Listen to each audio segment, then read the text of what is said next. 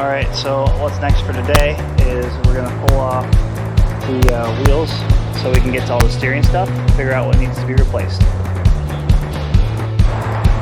Alright, so you notice we've got these really dope chrome hubcaps on here, and at first I was like, I don't have a socket big enough to take these off.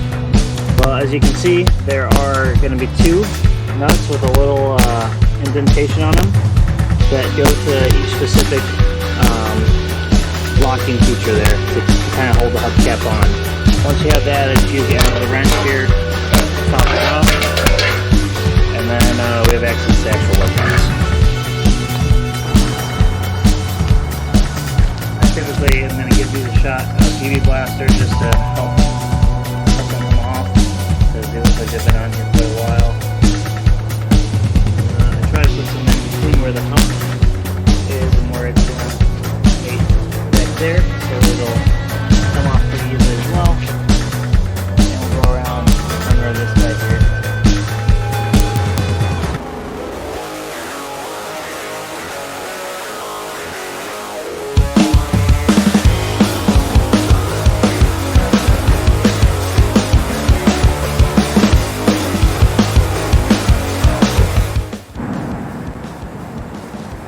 Alright, so underneath here we are going to replace this main steering linkage that goes all the way across here, the outer tie rod on this side, the steering stabilizer, which is definitely factory, and the tie rod on this side as well. So we're going to go ahead and get started taking off the cotter pins and the nuts, and we'll take this one off the pitman arm here, and then we'll take off that side as well, and then all three of those should drop after we get that steering stabilizer out last.